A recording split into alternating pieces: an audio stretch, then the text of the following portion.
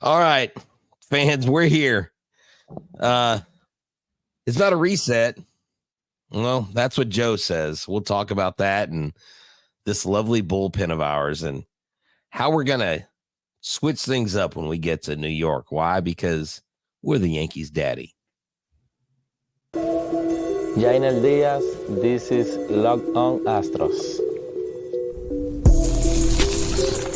Hello and welcome to Locked On Astros, your daily Astros podcast. Here are your hosts, Eric the Man Huysman and Brett H-Town Wheelhouse Chancey. We are Locked On Houston Astros, and we update you join us for a daily Locked On Astros podcast. My name is Eric Huysman. You can find me on X at Eric Talks Astros. Find the show at Locked On Astros. Your team every day, no matter win, lose, whatever's going on, we're here to support you. And Joe Espada says this is not a setback, but we are here for you and whatever it is. So thank you for making us your daily listen, whether it's on YouTube, go subscribe to us, go and make us your first listen, Apple, Odyssey, Spotify, wherever you listen to podcasts, go and check us out.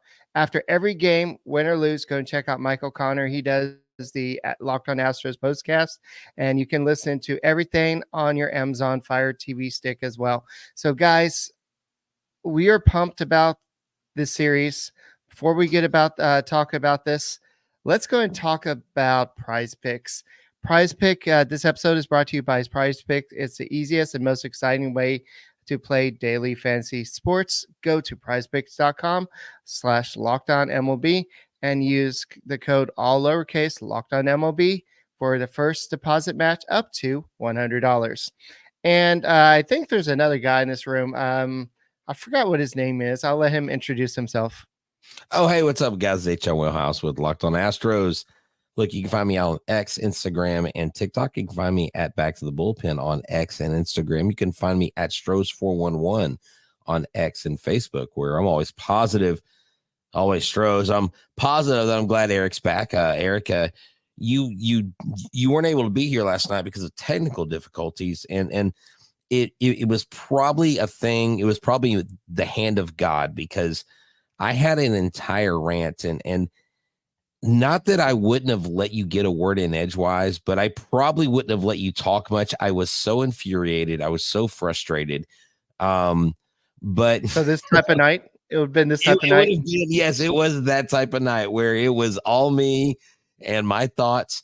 And, you know, I got a few people that sent me some nice words. They like how I started positive with my mom's, sharing the story about going to the Astros game with my mom and meeting Ryan Stanek and all that stuff. But, you know, Eric, things just aren't well in this city as far as baseball. I mean, the football team's taken off. The basketball team, they're saying is, has some hope next year. The Dynamo are really good. And then the Astros. There's talks about possibly a WNBA team. The Comets coming back. Oh, well, there you go. I mean, they won 4 titles and they folded. So that you can see how successful those things work. Hey, win 4 titles in a row and fold. Anyways, but the Houston Astros, man, this team, there are a lot of things that are coming into question. And I think first and foremost, the questioning of Joe Espada is what kind of leader he is. Is it his fault? Are the pitching coaches at some point to blame? The hitting coaches. Yeah. I mean, whenever a team's not performing, everybody looks to the coaches, looks to the managers. And, Joe Espada is a rookie manager. And I don't know if you saw this, and we can lead into Espada from this. Ron Washington was a candidate that the Astros maybe considered. He's in Anaheim.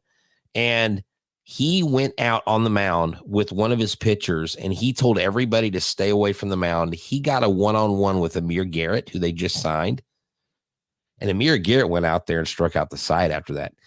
And Ron Washington has a fire that you can see, I feel is tangible. And I just don't think that's Joe Espada's personality. And I think that's where a lot of people don't understand. Like, why is this guy not fighting for his guys more? And he may not be that guy, but it's just not a good look when you see him getting ejected for being ultra calm and maybe saying a couple cuss words. But Eric, what is the deal with the Espada? I mean, are we going to take him? I'm pretty sure he did not say any cuss words. I really think he just went up to him and was like, No, I'm "Excuse pretty me, sure sir." he said. I'm pretty sure he said "F that ass." I'm pretty sure he said you suck the tires off an 18 la wheeler. la la la bamba. I'm just saying. So tell me, we don't need any demonstrations. So make me send you to the office. What did Joe Espada say? I'm pretty sure he just went up to the umpire, was like, "Yo, no. I'm not talking about that. No. Oh, okay. What did he say recently? What are his words on what's going on with the team, with Hader, all that stuff? Well, I know that he said that he doesn't see this as a setback. The fact that the Astros are 1-9 in one-run games, the Astros have they were going on a winning ways recently, and then they've suffered 2 straight losses against the Mariners, and they blew both games after having the lead in both those games. But he said, "I don't see it as a setback. I see it as we are close." But here's the problem. And we'll talk about the restart in New York City because in the second segment. But you led us to this. The Astros are here because they paid a lot of money for a bullpen. This bullpen ain't working. It is not working. They paid $95 million for a closer. And when I went to the game on Friday, I took my daughter and her friend Nick. They'll get a blast at the fact that I actually mentioned her name. But we went to the game and we saw that cool light show and everything, Hader and all the flames and everything. That's pretty cool. And I said, they spent $95 million to bring this guy in. And they both were like, wait, how much? And so it's like, that's a lot of money. And you can imagine for middle school and Nick's in high school, but for those type of kids, it's like, that's a lot of money. But now for Hader to come in, and apparently he was a little bit off to start the season, and he's found his slider. He feels a little bit more confident, but that didn't help trying to get Cal Rayleigh out. But Joe Espada said, not necessarily just on Hader, but he says it's not where we want to be. I wasn't expecting it to be this way, but that's where we're at. And I truly believe that these guys are going to get in a groove, and they're going to start closing games for us. Why, Joe Espada? Oh, have you seen the back of their baseball cards? That's why. So, yeah. And I actually said that last night on this show. I was like, how do I know this? I mean, have you seen the back of his baseball card? I'm sorry. Is that an excuse that's overused? I think it is. Now, I understand the sentiment behind the back of the baseball card, Eric. To be honest, I really do understand it. But it has nothing to do with 2017 to 2023. Everything has to do with what is going on right now. And what I see right now is I see a team that doesn't seem to really have a leader out there leading the charge. I don't know when that team comes out of the dugout and runs onto the field. I don't see a Correa type person. I know Maldonado was the leader in the clubhouse. I don't know that they would necessarily be winning more because of him, but I think I don't think they would necessarily be in first place, but they might have a few more wins. But then again, it comes down to execution. The good thing is, Eric, Christian Javier is going to be joining them on this road trip. So that's a huge thing. And we had talked, I had mentioned this last night. I think it'd be kind of cool. I mean, look, if you don't trust Hunter Brown in the first couple innings, why don't you go Arrighetti 4, Hunter Brown 5, or Arrighetti 5, Hunter Brown 4, and piggyback those two guys? That wouldn't be a bad combination. Arrighetti's got a lot of confidence. They interviewed him on the Sunday Night Baseball game. That was cool to see. But look, we go into New York, Eric, the Yankees, New York City. A reset in New York City, man, this is not the Yankees of 2022 or 2020. I mean, these Yankees are playing some darn good baseball right now. And even though they're in second place by one game, they've got Juan Soto. They've got, Aaron Judge. They've got Anthony Rizzo. They've got guys out there. They've won 3 in a row. The AL East is a beast of a league. I mean, the worst team is 16-19. Our best team is 19-16. And You know what? We're not in last place, but we're still four. Thank you, Angels. Yeah, thank you, Angels. But we're still 4.5 underneath Oakland. But Eric, how are we going to reset in New York? Is it because we play so well there? Yeah, we'll talk about that in a second. But guys, thank you for making Locked On Astros podcast your first listen every day, and go and make sure you subscribe to us. Make us your first listen on Apple, Odyssey, Spotify, wherever you listen to your podcasts. Go and check us out. Prize Pick is America's #1 fantasy sports app with more than 3 million members. It's the easiest and most exciting way to get in on the action while you watch your favorite sports and players. Just pick more or less on 2 or more player stats and watch the winnings roll in. Use the code LOCKEDONMLB for your first deposit match of up to $100. Spring training is over. We know baseball's in full swing. Well, the Astros are in half swing, but don't miss your chance to add your favorite players from the diamond to Prize Picks entries like Yordan Alvarez and so many more. The playoffs have begun in the NBA and NHL, so get involved in that. You can pick with community plays with guys like Meek Mill and Sugar Shane O'Malley. So many cool things. If your player enters the first half but does not come out and comes out the second half, it won't count against you. You can turn $10 into $100. So use the promo code LOCKEDONMLB. Download the app today. Get your first deposit match of up to $100. Pick more, pick less. It's that easy. All right, game off. We got to pause here and talk more about Monopoly Go. You know that I've been saying this, and I know you're saying right now, flag on the play. You've already talked about this, Wheelhouse.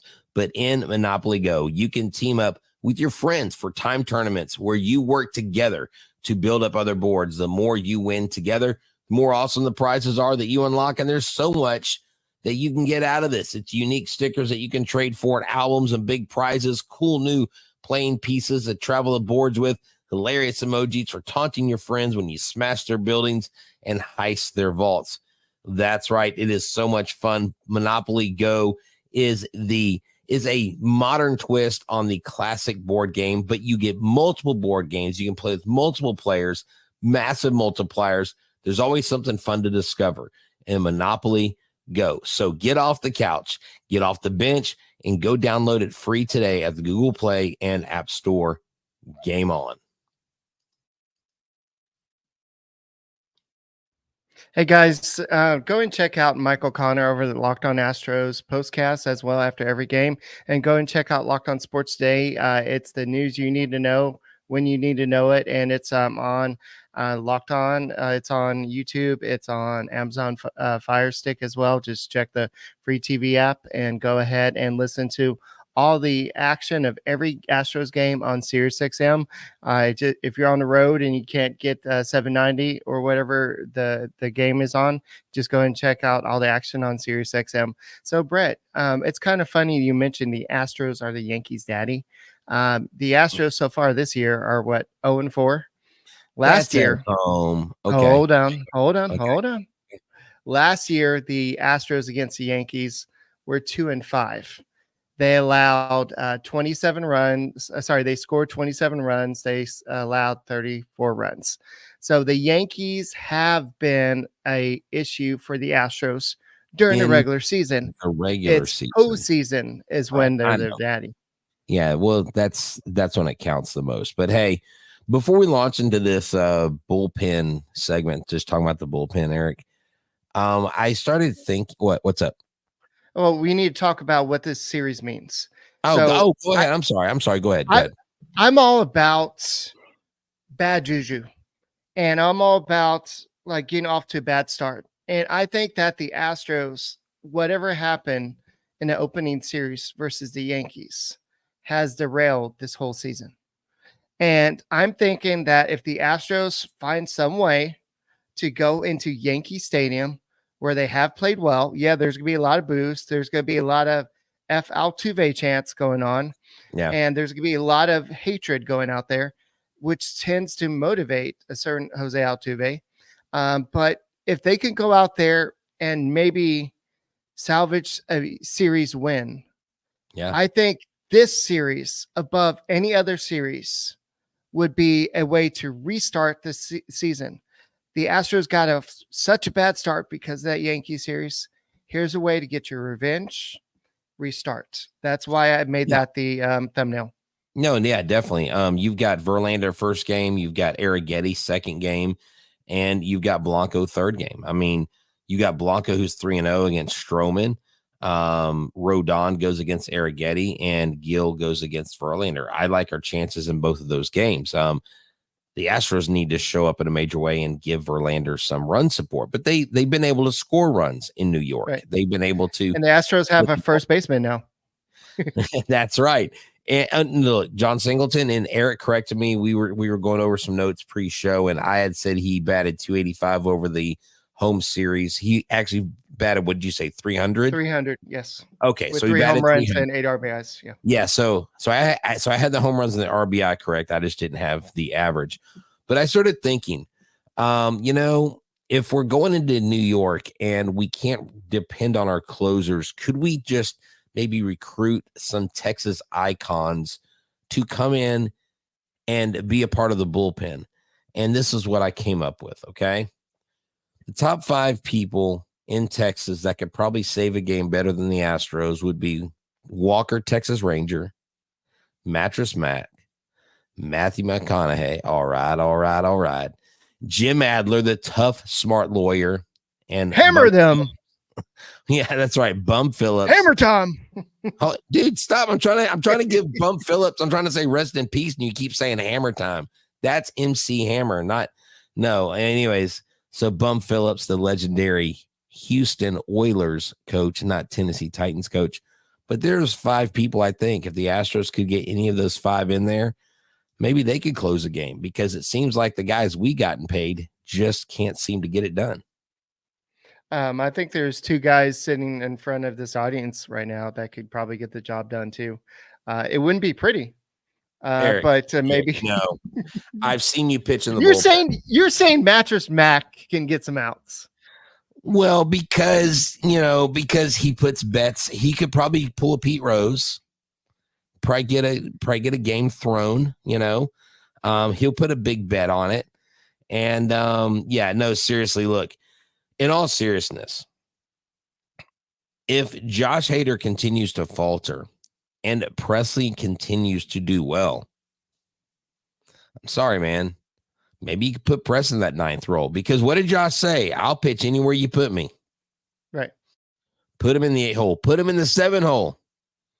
Put him in the 7 hole. Brian Abreu, quit hitting batters. batters. Him to the 6 hole. Well, Brian Abreu has struggled a little bit too. And so has Montero. So if you're looking at the difference between what Hader has done in his first 7 season, he limited batters to a 156 batting average. He struck out 38% of the batters he has faced this season. Great. But he has allowed a 259 batting average against him. So while he's still striking out a lot of batters, he is allowing a lot of hits. He's allowing a lot more contact than he's used to. And I don't know what it is. He says, at the end of the day, I still need to execute my pitches. The approach of the batter may be different, but at the end of the day, I've got to still attack the zone, execute my pitches I'm throwing, and get the job done. The Astros have committed $46.25 million to 4 relievers this year, not including $8 million to somebody who's not going to even throw a ball this year in Kendall Graveman. So the Astros are having some issues. They have put all their eggs in the basket. I completely forgot. No lie.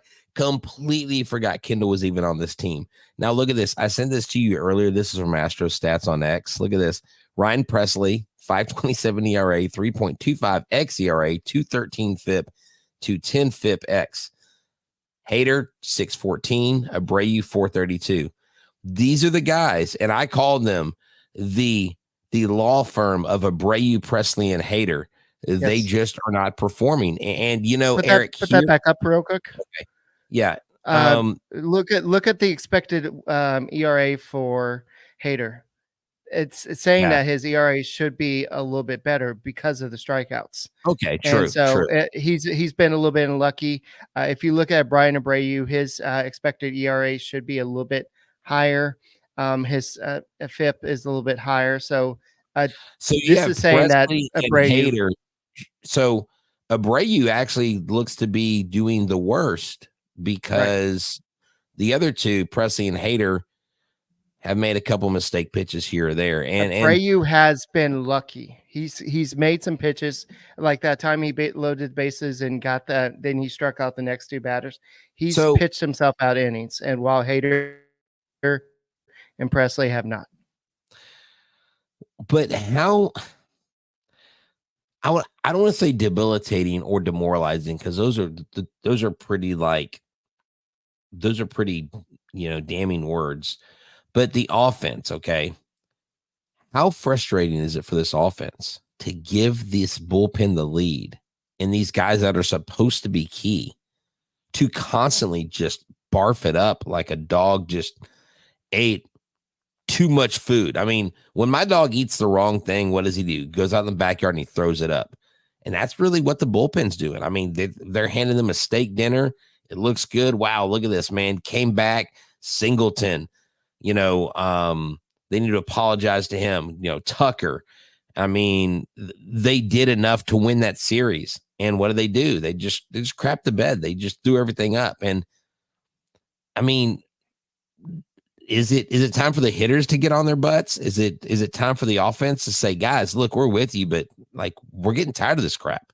Like same day, different song, and so I don't know. All right. So Supreme Panda asks, what is FIP? FIP is it's kind of looks at only the stats that the pitcher can control, like strikeouts, hit batters, walks, home runs, that type of thing. So it's basically looking at the pitcher's effectiveness based only on stats that do not involve the fielders. So basically, if it's a double play or something like that, that doesn't really count. So that's kind of what the FIP is looking at. Yeah, FIP stands for fielding independent pitching. Okay, right. And yeah, so it literally the pitcher has the most control over strikeouts, walks, hit by pitches, and home runs. And so anything else it doesn't consider. So it's a better metric of what a pitcher's doing than ERA.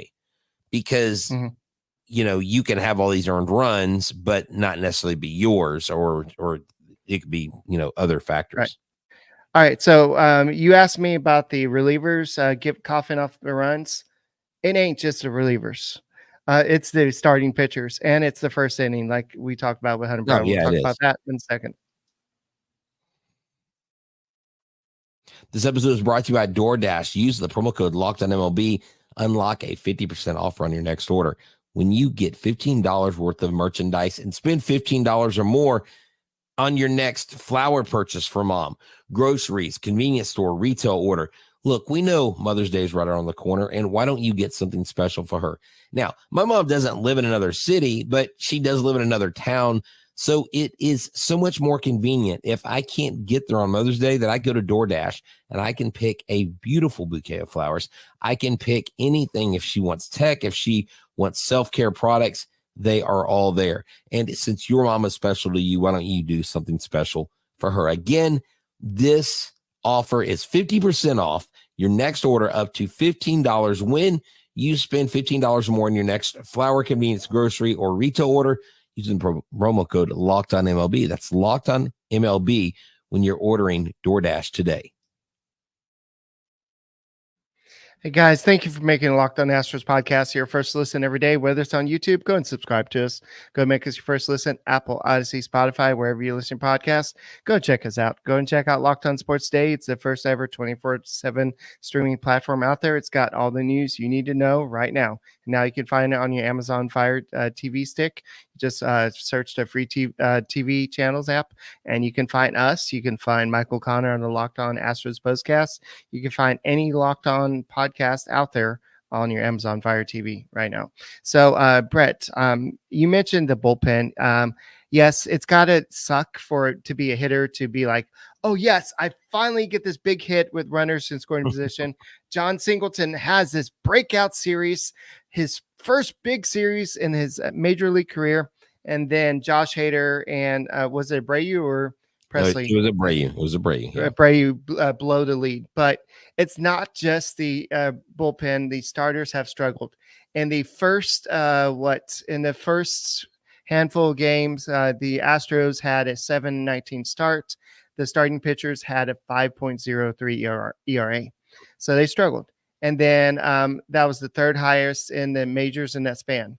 In the last 8 games, you've seen a little bit better. You've seen the return of Justin Verlander. Framber Valdez has returned. I know Christian Javier, who pitched 3 innings the other day in the minor leagues. He's going to be coming back, but they've lowered it down to 4.87. So it wasn't that much lower, but it's a little bit of a decline. But that was against the Guardians, the Rockies, and the Mariners. Some of those teams are the bottom 2 in terms of offense. And Right. so what you're having though, Brett, is you have the Astros have allowed the other team to score first in 18 of 34 games this year. And the Astros are 5-13 in those 18 games. Yeah. They're also 1-9 in 1-run games. That's why Espada said, well, I see us as close. well, we saw what if you're not first, you're last. That's right. Well, we saw what close got the Mariners last year. They didn't even make the playoffs. I mean, right. Look, this club is going to have to play between 50% or 60% winning like baseball the rest of the season. The thing is, Eric, you've been talking about May being that time where they turn it around. But if by the end of the month they're in the same place they're at right now, it's not impossible, but the probability goes way down. And maybe that's when you need to jump on those Vegas odds for the Astros because their odds will fall off and you'll be, I think they're plus 7,500 right now. So dude, jump on that bet, man. I mean, look, this isn't official gambling advice, but if the Astros turn it around and they make it, it's a pretty good payback there. Maybe hedge it with the Braves bet or something but dude, right. The freaking Dodgers just swept the Braves and you had Ohtani's crushing the ball. Mookie Betts just got player of the month. But the Mariners, dude, the Mariners came to town. The Mariners have the best starting rotation. And I'm telling you right now, my early season Cy Young pick is Logan Gilbert, man. This kid's a stud. Every 5 days, they know when he's on the mound, they're going to win. And we need stuff like that out of our starters. So the Astros are about to start a 29 games in 30-day stretch. Oh. So there's been talk about possibly going to a 6-man rotation. Even once Javier comes back, I think there's a chance that Eric Getty stays in the rotation and both Hunter Brown. So I think that could be an option just because you're not going to have a break. But the problem is if you have that 6th starter, you're going to be one arm short in the bullpen. And so, I guess the Astros can deal with that because they're just going to have to go deeper into games and stuff like that. But the Astros have just struggled so bad this year and they've got to find something. And one thing that I know Joe Espada can't seem to get right is the batting order. I know a lot of people have criticized him for having Alvarez batting 2nd, but now he's moved down to 3rd and he's almost non-existent. And he's had that one good game not in Colorado, but in Mexico City. Right. But other than that, he's not doing great with runners in scoring position. Alex Bregman is looking terrible this season. And dude. So you're talking about his career average is 248 with OPS of 737 in March, April. That's about what he did this time was 200 and he slugged 270, but his OPS is 554. Only 15 qualified hitters were lower, and one of them was probably Mr. Jose Abreu. He moves everybody around. Altuve's been moved around. Tucker's been moved around. Alvarez has been moved around. Pena, Diaz. Why does Bregman have the fewest amount of moves moving around? Why is Bregman not worthy of dropping to the bottom of the lineup? I'm I have an sorry. answer. You do have an answer? Okay, tell me, Yes. because I want to know. Okay. Espada was asked twice this weekend if he considered moving Bregman lower in the order, lower than fourth. He said, no, not yet. I know he's a slow starter, but he always finds a way to get going. Back of the baseball card. So the track record just kind of speaks for itself. Back of the baseball card. The team's record were 6 games out of first place. So there's no sense of panic at all. We just need these guys to hit like he did in back of the baseball card. And at some point, they'll hit like he did in back of the baseball card. We need these guys to step up and do what they've done for years past. Back of the baseball card. Well, this episode is brought to you by the back of the baseball card, which means nobody gives a you-know-what about what you've done back then. They only care about what you're doing now, because no one's going to let us into the World Series, Joe Espada, because we've been to the World Series before. I don't give a you-know-what, a rat's you-know-what about the back of a freaking baseball card. But what if everybody hovers around 500? Or maybe not 500, but it is still a weak division. I get it. Yeah. We have hope because we're the AFC South of the Major League Baseball. That's great. Oh, good job. We become the Texans. All right, good deal. Well, hey, the Texans are doing better than us.